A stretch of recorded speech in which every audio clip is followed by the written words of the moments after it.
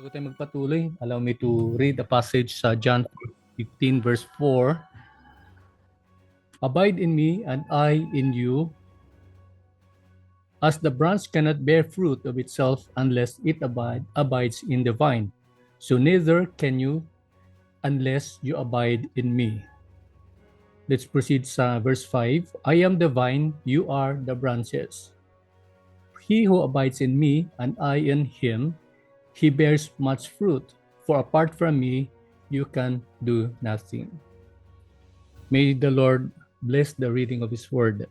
Dito natin makikita ang kahalagahan ng pakipagniig natin sa Panginoon. We abide in the vine. Tulad ng sinasabi natin, yung Christianity daw, the word na Christian, pag tinanggal mo yung I-A-N, ang ibig sabihin po noon ay I am nothing. No, wala tayo, no, unless we abide in the source, with the source of life, with the source of all joy, peace, and understanding. No, kaya yun yung kahalagahan na we abide in the Lord. Now, how do we abide in the Lord? Paano tayo nakikipag sa Kanya, nakipag-niig sa Kanya? Ito ay sa pamamagitan ng, una sa lahat, pakikinig ng Kanyang salita. Pangalawa, pagsunod ng Kanyang pinag-uutos. Kasi wala namang kabuluhan lahat ng mga naririnig natin, lahat ng ginagawa natin, kung unless we follow whatever it is that God says. Tayo'y manalangin. Nakilang Diyos, maraming salamat sa inyo pong paalaala sa amin na ang kalagahan po ng aming pong buhay bilang mga iyong nilikha, Panginoon, ay nasa pag-abide sa inyo, sa pagtalima sa kalooban ninyo, Panginoon, para sa aming buhay. Ikaw po ang may likha ng langit at lupa. Ikaw may likha ng lahat sa amin, Panginoon. Nararapat lamang na kami tumalima sa inyo sapagkat mas alam ninyo kung ano po ang mas nakakabuti para sa amin. Salamat po muli para sa araw na ito na nandito po muli kami. Tulungan niyo po ang bawat isa sa paghahanda para sa DOH examinations. Hayaan mo na lahat po ng mga aralin, Panginoon, ay titimo sa puso ng bawat isa at maging kagamit-gamit sa darating po na pagsusulit. We pray for every need represented in this gathering. We pray for each and every one. We ask for your blessings. In Jesus' name we pray. Amen. Amen. So ngayon tutungo na po tayo sa ating pong discussion sa respiratory system, pero balikan po muna natin yung ating pong maikling maikling assessment. Mayroon tayong katanungan dito sa ating slide. Nakikita niyo pong slide na to? Opo, sir. Ano ang hindi mo makakalimutan patungkol sa nervous system? You may share your insight dito sa ating menti.com gamit po ang code number 3993943. Ulitin ko, 3993943. Kapag sa inyong cellphone at nakita nyo na po itong slide na to, click nyo lang po yung menti.com, and then for you to be able to share your answer is ikikiin nyo po yung number 3993943. Ang tanong ay, ano ang hindi mo makakalimutan patungkol sa nervous system? Sige po. Huwag kayong sumagot sa group chat or sa Zoom chat. Huwag kayong sumagot sa Messenger. Sumagot kayo sa menti.com. Ayan. So how many are we today? We are 23. 25. So I expect at least 20 answers from the group. Yes, may sumagot control system, body's information gathering perhaps, no? And then may sumagot storage and control system. Isa dito hindi ko mabasa kasi medyo kaparyo ng kulay ng brain and spinal cord.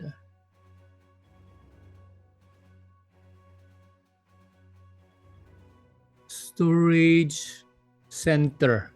I think ito yung may sumagot ng storage center. I don't know kasi medyo kahawig ng background na color kaya hindi ko masyado makita. Okay, sige po. Sino yung sumagot ng body's information gathering? Sige po. Sino sumagot nito? Can you explain a little bit? Dalawa kayo Hi, sumagot. sir. Yes, Si Jeanette. Jeanette po. Okay, go ahead. Yes, sir. Yung nervous system po is meron po siyang two main parts. Okay. Dali na wala. The central nervous system and then the peripheral nervous system.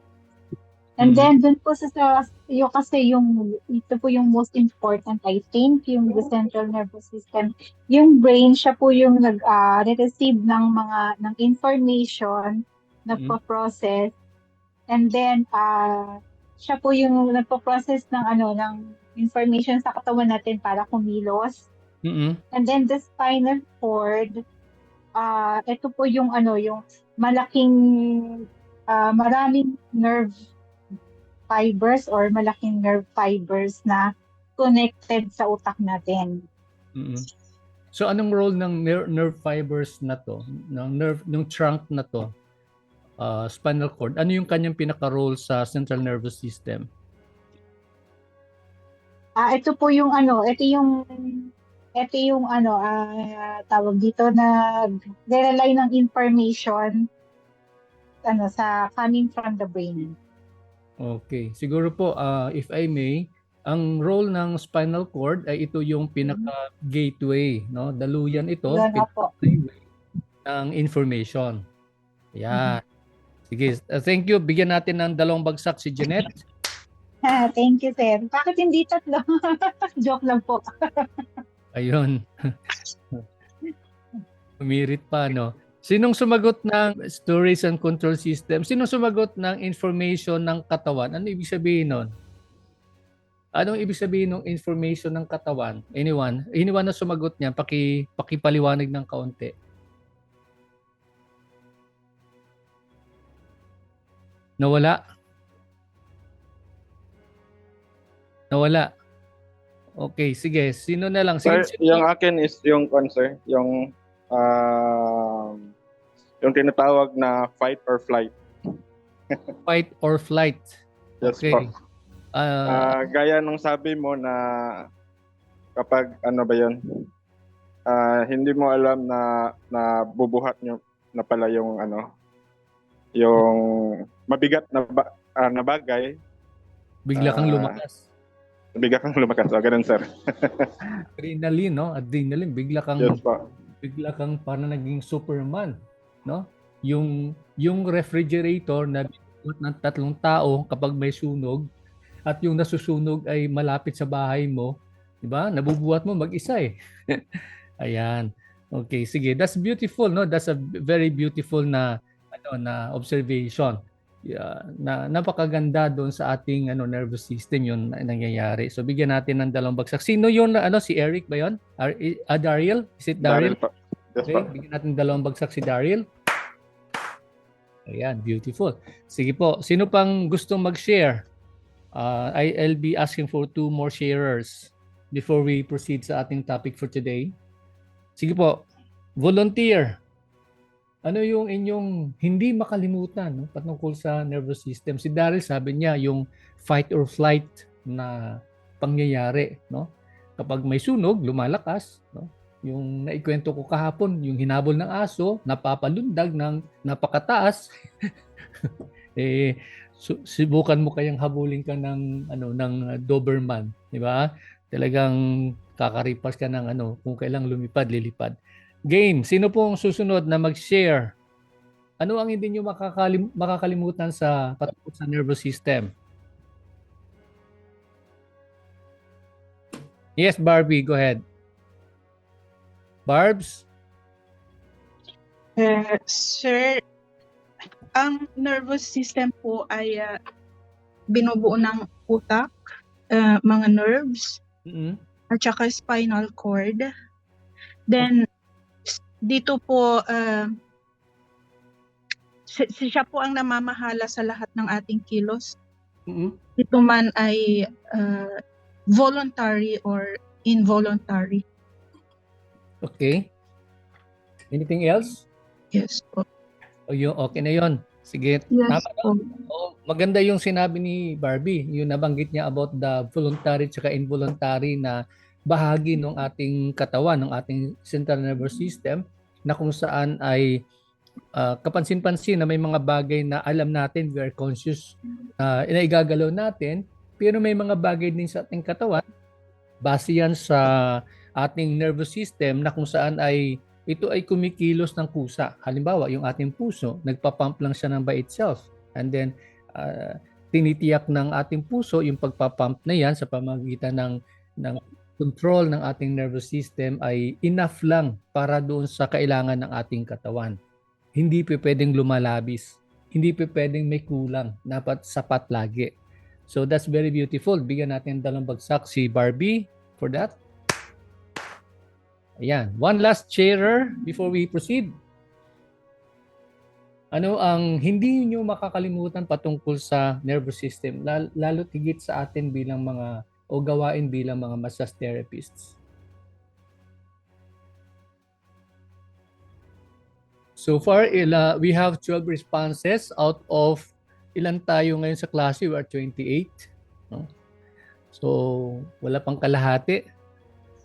Sige, game. Any volunteer?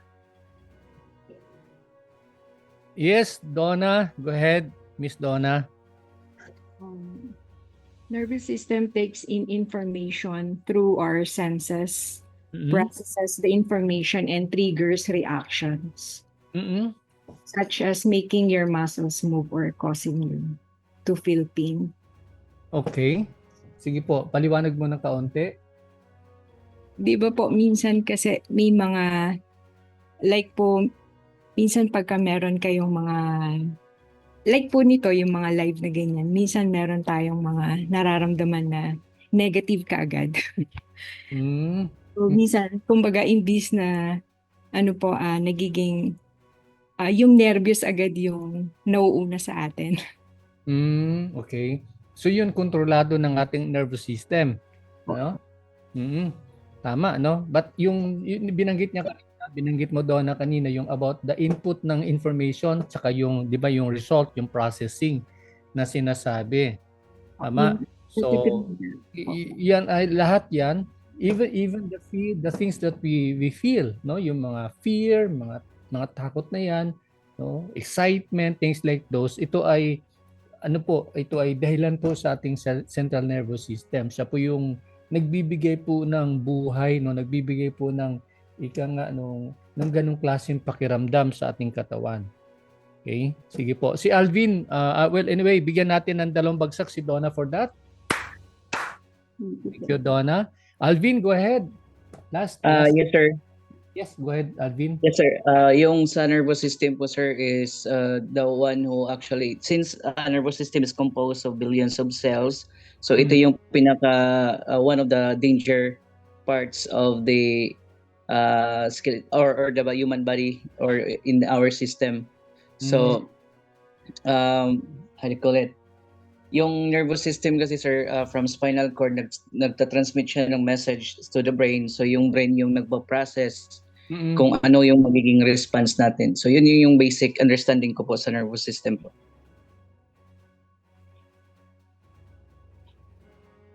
Hello?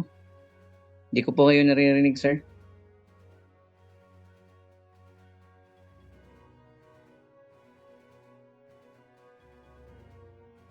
Nawala si Alvin. Sige po. Si Attorney Hindi ko Eddie. po kayo naririnig kanina, sir. Sige. Okay. That's okay. Okay. Si Attorney Okay, Eddie. Yeah, thank you. Bigyan natin dalawang bagsak si Alvin. Thank you. Attorney Edith, you're raising your hand. Yung autoresponder lang, Sir Benji. Automatic ba? Automatic yung yun lang yung isa sa nag-stick sa mind ko. Yung anong term doon? Parang autoresponder yun eh. Automatic. Autonomic. No, autonomic.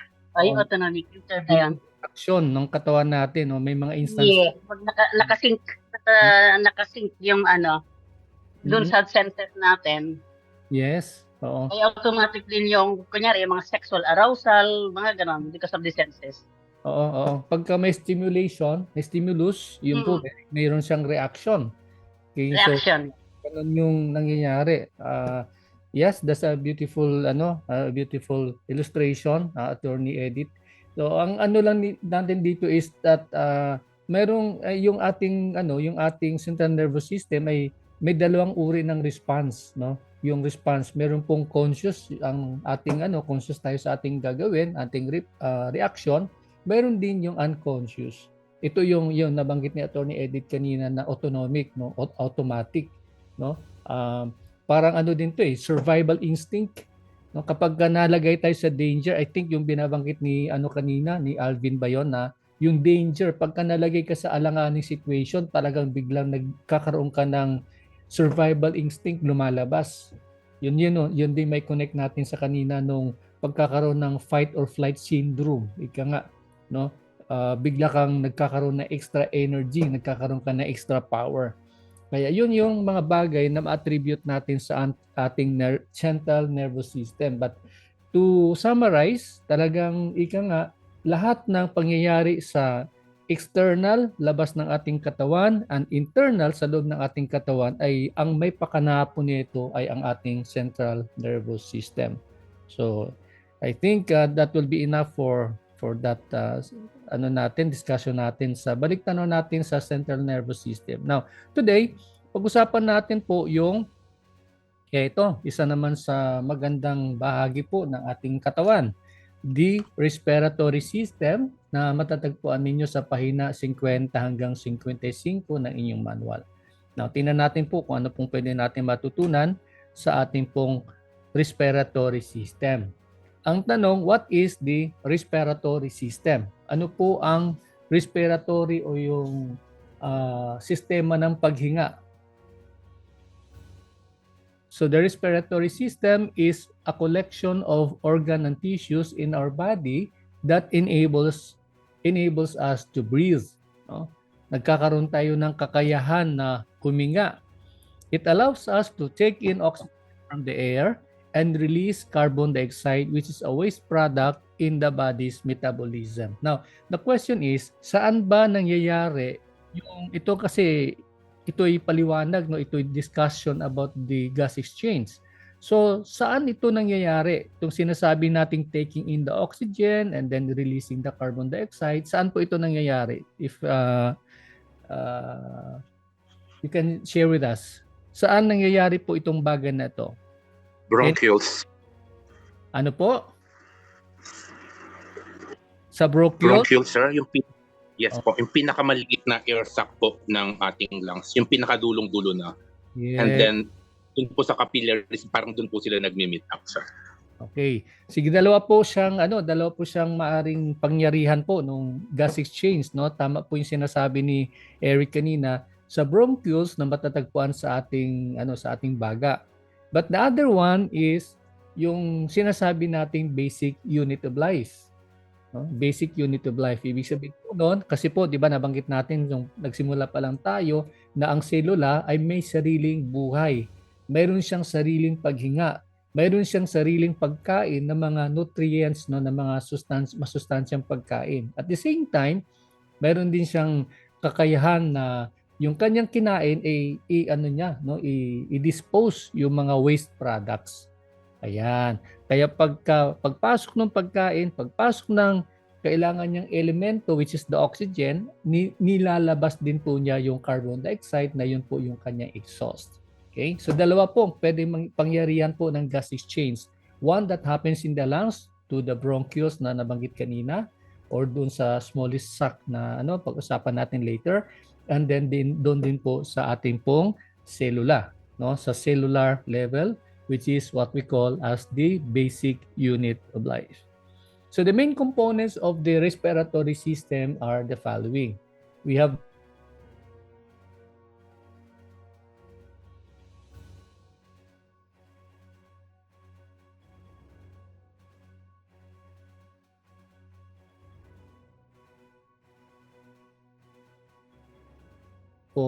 respiratory system. No? Himay-himayin po natin. Number 1 in the list is the nose. Ano po yung ginagawa ng ating ilong? The nose allows us to, or allows air to enter the body, then filters debris, warms and moistens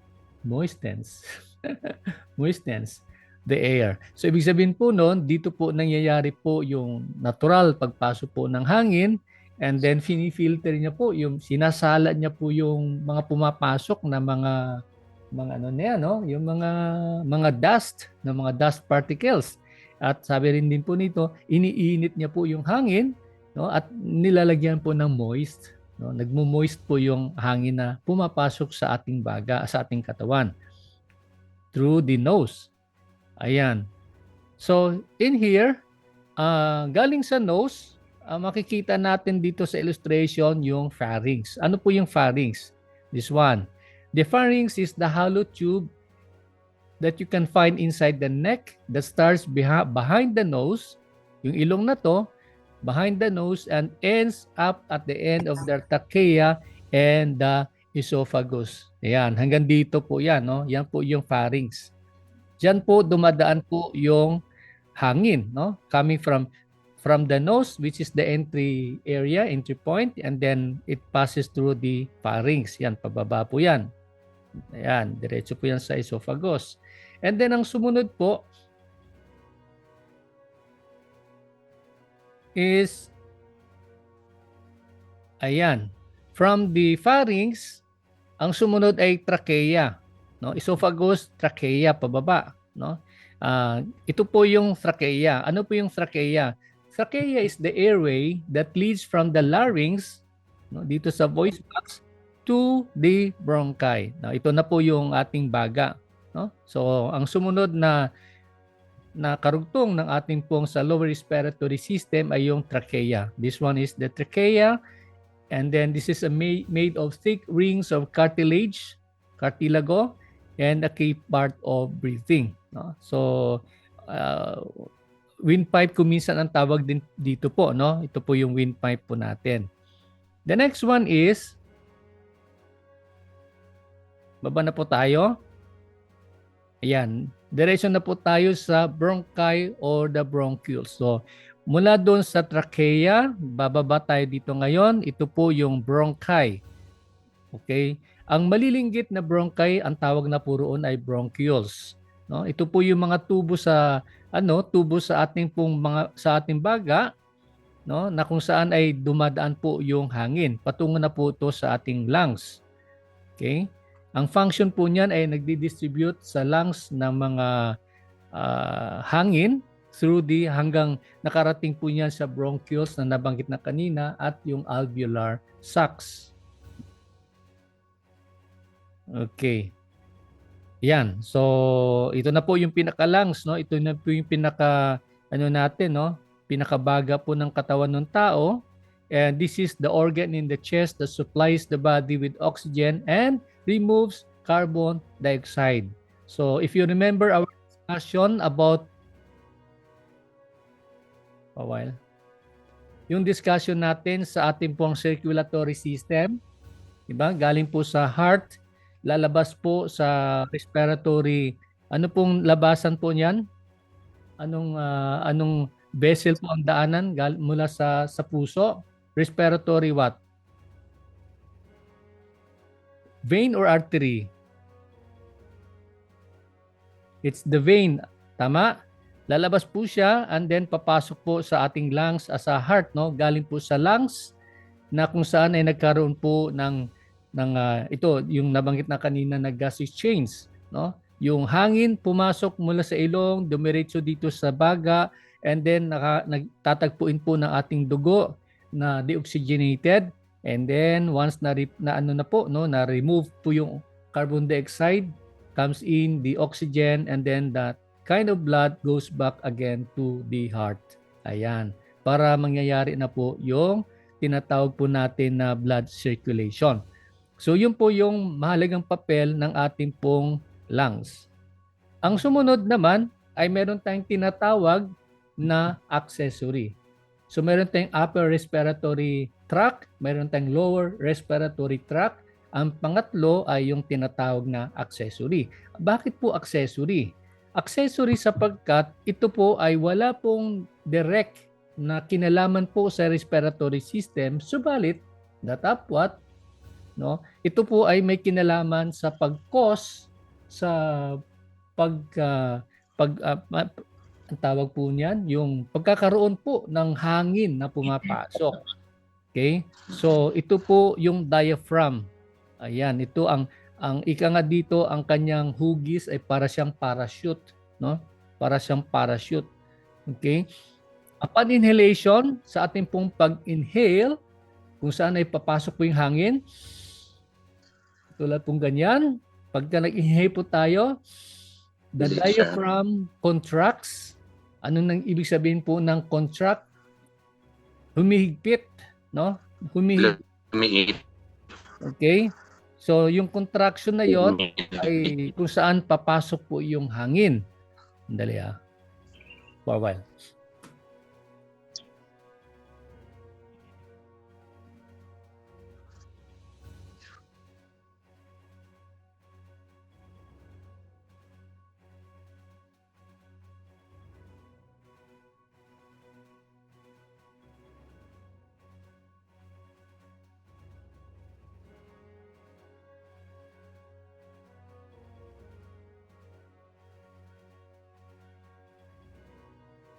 Let's go back.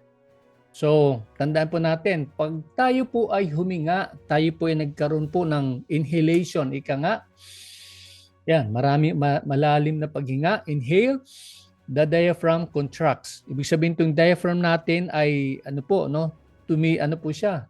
Naging mahigpit, no? Tightens and flattens, and then nagfa-flatten po siya, and then nagkakaroon ng yung chest natin nagkakaroon ng ika nga enlargement.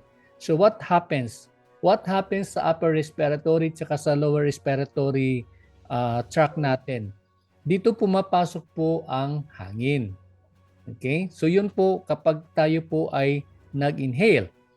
Now, what about pag tayo po nawala po yung exhalation? Baka naputol, tinatsunahan, baka nandito.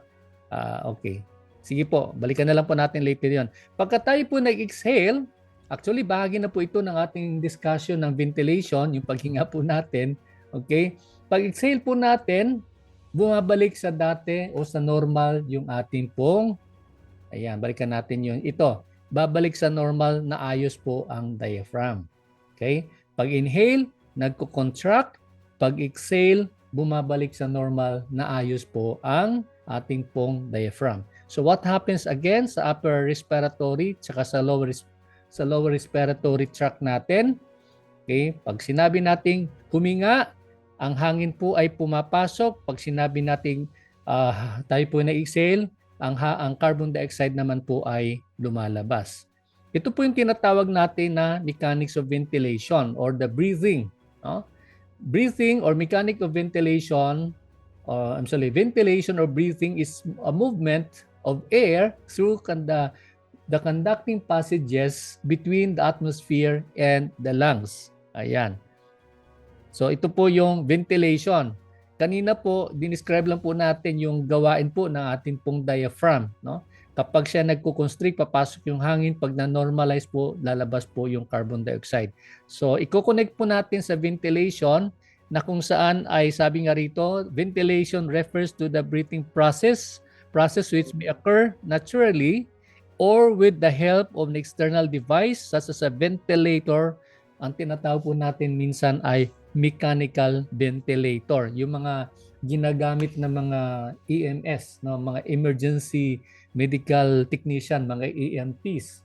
No, yun po yung ginagamit po nila para tulungang huminga yung kanilang mga pasyente. So this is the ventilation. Now, there are two types of ventilation. One is the pulmonary ventilation wherein the breathing with air flowing in the lungs. So ang paghinga ay nasa ating pong mga baga, no? That's the pulmonary, no? Sa baga, pulmonary ventilation. The other type of ventilation is what we call as the alveolar ventilation. Ano naman po ang ibig sabihin ng alveolar ventilation? Yung exchange of gas na nangyayari sa alveoli. No? Ibig sabihin nun, alveoli, yung bronchioles, sa baga pa rin po natin, pero ito na po ay nangyayari sa pinakamalinggit na bahagi po ng ating pong bronchioles. No? Yung ano po yan, yung daanan po ng hangin.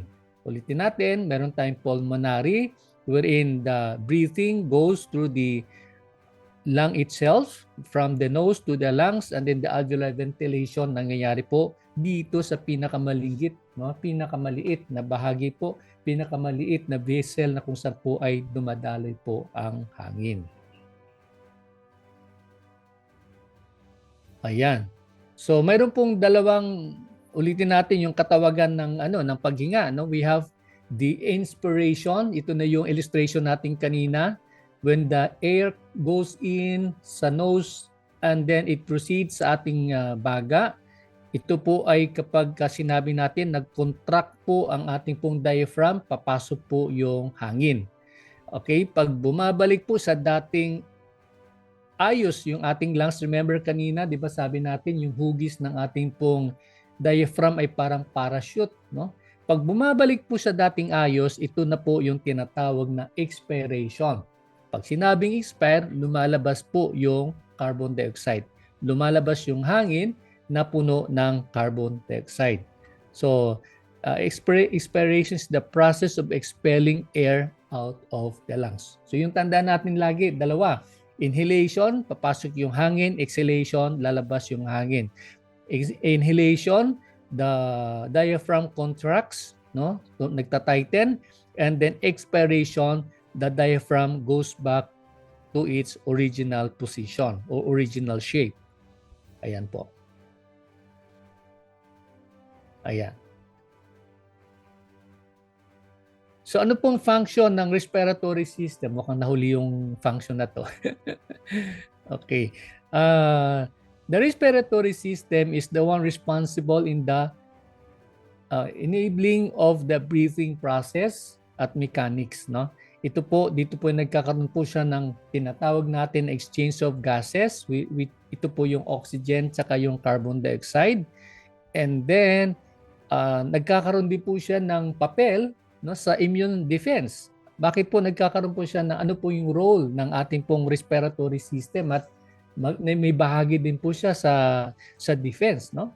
Parang sa military, 'di ba? Kanya-kanyang field po 'yan. Mayroong army, mayroong navy, mayroong marines, mga gano'n, no? Iba-ibang area. So dito naman po sa respiratory system, yung ating pong sistema ng paghinga ay meron din siyang papel upang pangalagaan po ang kaligtasan ng ating katawan. Paano po? Sa pamamagitan ng pagkontrol ng lahat ng mga dust particles na pumapasok sa ating pong ilong, at ito po ay tinatrap ng ating pong, mapansin niyo po sa ating ilong, mayroon po mga, ang tawag niya, may mga buhok-buhok po yan. Yun po. At yun po ay eventually yung pong dahilan kung bakit po nagkakaroon tayo ng kulangot. Ayan. Okay? So yun po sa defense mechanism ng ating pong yung gawain po ng ating respiratory system. Kaya para hindi po mapuno ng mga dust particles yung ating baga, dito pa lang sa ating ilong ay sinasala na po yan. Kaya pasalamat tayo sa Diyos, no, kung tayo ay nagkakaroon ng maraming kulangot. Ayan. Huwag lang kayo mangungulangot sa harapan ng inyong teacher or sa inyong nililigawan, yung gano'n, no? Parang awkward naman yon. The next one is the regulation of body temperature. Sabi nga po, when we exhale, the heat is transferred to cooler surroundings, no? So nakokontrol po, tumutulong po siya sa sa pagkakaroon po ng saktong body temperature, no? Ano po yung normal po na body temperature ng tao, if you remember? 37. 37 eksakto. 37.5, sir. Ayan. 37.5. 37.5, no? Yun po yung normal na body temperature. Kaya tumutulong yung ating respiratory system, no, para magkakaroon po ng balanse po ng init sa ating katawan sa pamamagitan po ng paghinga. Ayan. So, dinagdagan ko lang yung mga respiratory disorders. Ano po yung mga maaring karamdaman na apektado po yung ating pong baga? So, number 1, ba't napunta dito? Respiratory, ayan, pneumonia. Ayan, pulmonia, no? Acute respiratory infection affecting the lungs. So, nagkakaroon po ng infection dito po sa ating baga, kaya nagkaroon po ng pulmonia. Bronchitis, the infection of the main airways of the lungs. Pagka may ITS, ibig sabihin po nun inflammation. Pagka bronchitis, ibig sabihin po mayroong inflammation sa bronchioles, no, sa bronchi, sa bronchi. So yan po ang magiging sanhi kapag nagkaroon po ng infection yung ating pong yung daluyan po ng hangin sa ating baga. And then po asthma, a condition in which airway narrows and nagkakaroon ng swelling, and then nagpuproduce po na extra mucus. Kaya nagkakaroon po ng uhog, kaya nahihirapan po ang isang tao na maghuminga, no? Ito po nangyayari po sa mga asthmatic patients. I think karamihan naman ng asthma is hereditary, no? But sometimes sabi na po ng iba, dahil po sa lifestyle po ng mga kababayan natin po ngayon, ay pati po mga kabataan nagkakaroon po ng contraction, nagkakaroon po ng asthma because of the lifestyle. Ayan. So paano natin i-maintain yung ating pong healthy na baga, no? Yung healthy na daluyan ng paghinga sa ating katawan. Number 1, sabi nga rito, avoid smoking, and particularly yung tinatawag na second-hand smoke. I think sa tingin nyo, saan ba ang mas potent, mas delikado? The one that you smoke in, or the second-hand smoke that you inhale in your body? Saan po mas delikado? Second-hand. Second-hand smoke. Second-enhanced. Unanimous, no? Second-hand smoke. Kaya, ayun po, kaya sabi nga ng mga ibang pilosopo, magsigarilyo na lang ako kasi mamatay ako ng second-hand smoke. Mas less fatal daw yung smoke. Pero just the same, pareho din po yan, no? Tatamaan po yung baga. Kaya lang yung second-hand smoke kasi, walang kamalay-malay yung mga mahal natin sa buhay, no? May mga iba tayong mga kababayan, harapan mismo ng ng asawa, hindi mga asawa, ng asawa at mga anak. Yan, nagsisigarilyo po.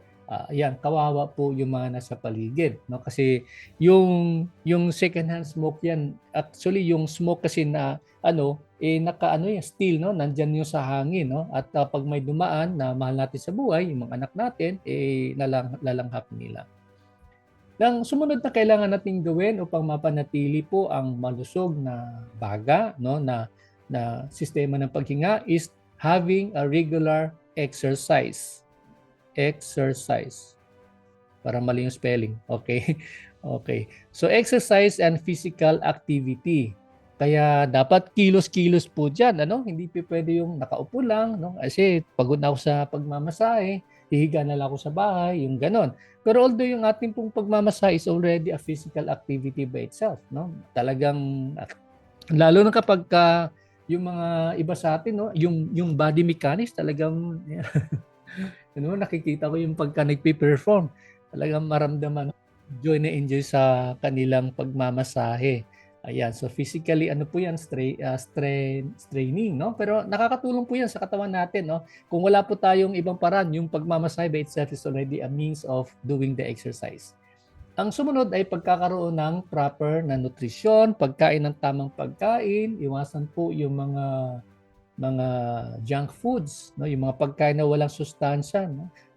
Marami po dyan, no? Pagka pumupunta po tayo sa mga convenience stores. Ayan. And then hydration, pagkakaroon ng sapat ng tubig na iniinom araw-araw. Okay? Ang sabi po ng mga doktor, you have to drink how many glasses a day? Ilang glasses daw a day? 8 glasses po. Minimum of 8 glasses a day. 8 to 10 glasses a day. Kaya lang ang minsan may mga issue din po diyan kasi ang tanong ng iba, anong klaseng size ng glass? Anong size ng glass yung gagamitin? Yung ba yung glass na iniinom ng mga yung sa Japanese wine, yung sake, no? Maliliit? Or yung yung mug na malalaki. So, I think siguro yung average lang na size siguro ng glass of water. Ayun po ibig sabihin po ng 8 glasses of water. Okay? Pagkakaroon ng malinis na kapaligiran, of course, yung personal grooming, yung paliligo, kailangang malinis yung katawan natin, ayun, at pagkakaroon ng healthy na environment. So, yun po. I think that's all. And in conclusion, ayun, pag-usapan na natin yung structure and functions po ng ating pong respiratory system, and malinaw po na breathing is necessary for survival, for long life, maintaining a healthy lifestyle is a must. Now, I've just, naalaala ko lang po yung, minsan yung regarding doon sa survivability ng tao. Po? Ayon po sa mga experts, ang tao raw po ay pwedeng mabuhay ng walang pagkain ng ilang araw. Sa tingin nyo po, walang food, walang solid food. Ilang araw po siya pwedeng mabuhay? 9 days po, sir. 9 days?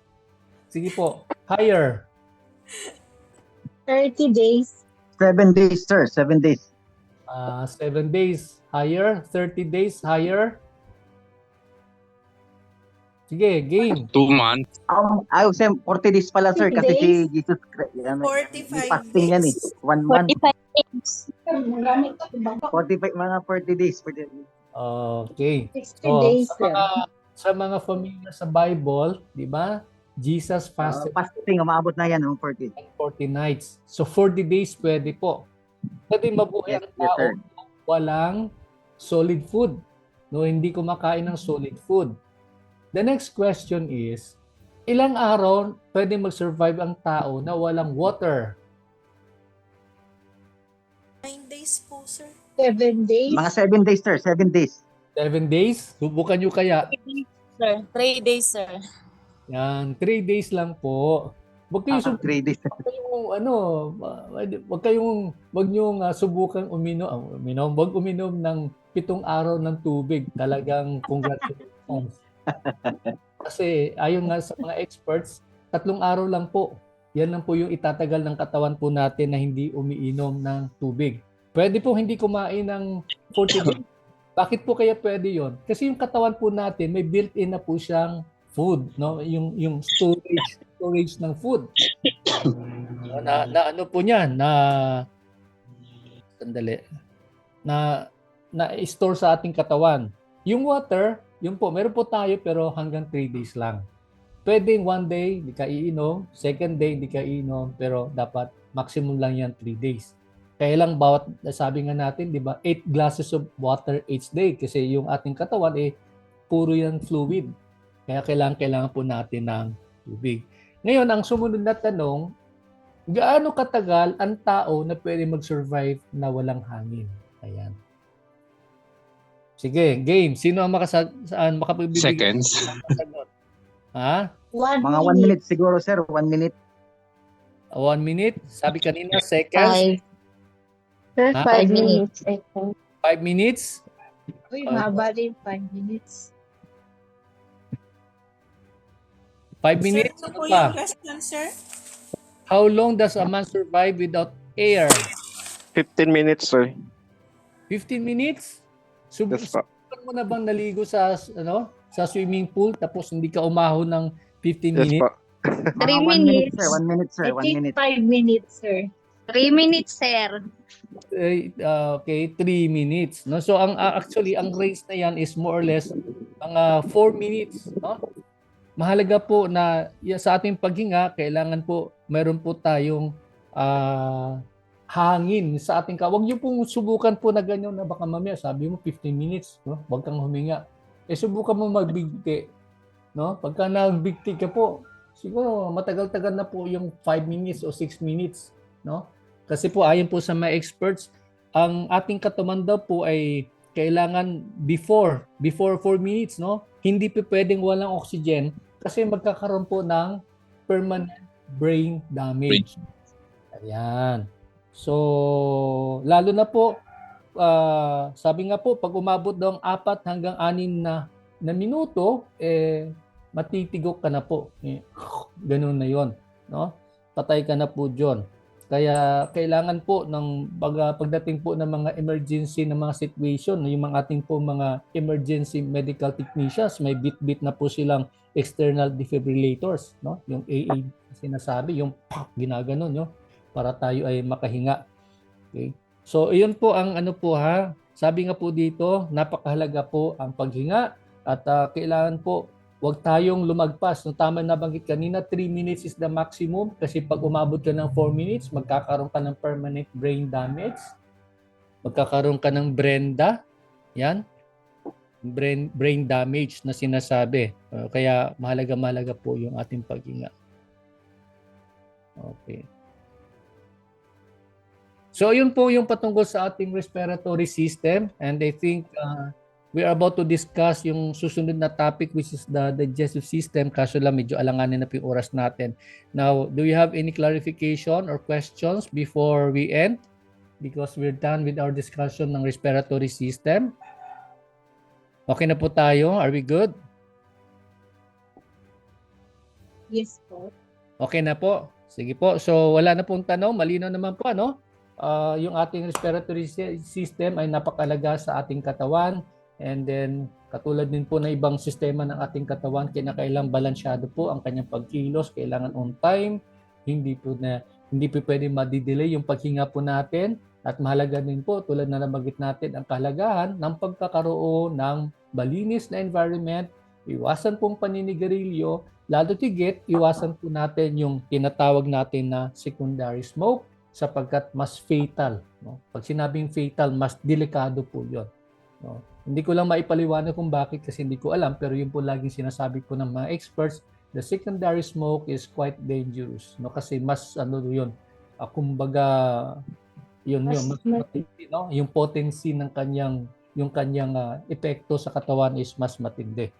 Kaya ayun po, wag nating kalimutan para mapanatili po na maganda po yung ating mga baga ay mag-exercise. Now, ang tanong ko po is, ano sa tingin nyo pinakamaganda? Ayon po din sa mga experts, ang pinakamagandang paraan ng exercise para sa mga baga natin? Cardio exercise, Sir Benedict. Ano po? Cardio exercise, Sir Benedict. Dalawa, no? Dalawa. No, tingin ko po dalawa. Yung cardio na exercise, yung nagja-jog kayo, yung ganon, cardio exercise, yung treadmill, yung cardio exercise din po yon. At saka po ang swimming. Swimming kayo, paglalaro. Yan. Ang tingin ko, kung all the sports, ang tingin ko pinakamaganda is the swimming. Kasi talagang napapahinga ka ng yung exhalation mo. Habang gumagalaw ka, talagang lalong tumitibay yung mga baga. Aside from the fact na gumaganda yung katawan, no, if you do the regular swimming exercises, at the same time, lalong tumitibay po yung iyo pong baga. Kaya lang po, tulad na sabi natin kanina, kung ikaw ay swimmer, subalit meron ka ding bisyo ng paninigarilyo, at meron tayong mga naririnig, di ba? 1 pack a day. May mga ganun. Minsan, mga 3 packs a day. Yung ganun, yung talagang sunog baga. Yung ganun, no?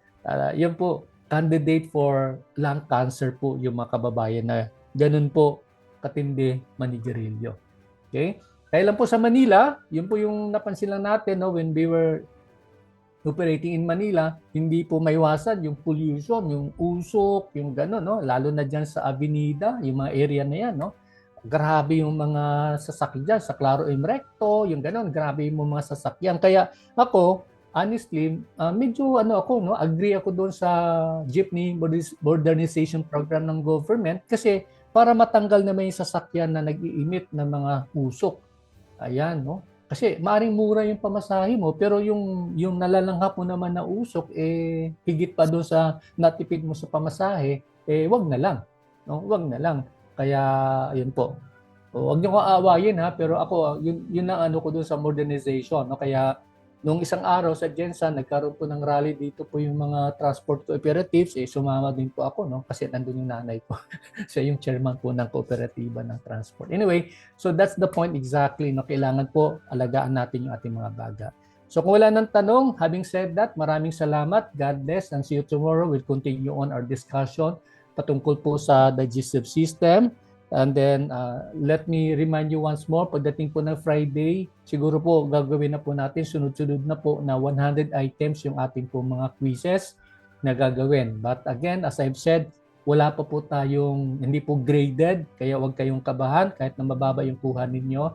Again, for me, indication na po yan na kung kayo'y mataas, maganda yung performance ninyo, may iba sa inyo consistently na nasa 90 so inyong result, that means talagang pinag-aaralan ninyo yung mga bagay-bagay patungkol sa ating mga sa inyong paghahanda sa DOH. Pero kung mababa naman, huwag kayong kabahan, no? Lalo na yung mga kababayan natin, mga kasamahan natin ng mga visually impaired. Kailangan kayo humingi kayo ng tulong, no, sa inyong mga kasama sa bahay, kasama sa trabaho. O pagka totally blind po kayo, ipaliwanag po sa inyo na maigi para sa gayon ay hindi po kayo mahihirapan. Okay, so yun po at maraming salamat po muli. And see you tomorrow. God bless. Arigato gozaimasu. Bye for now. Bye, sir. Bye, sir. Thank you po. Bye.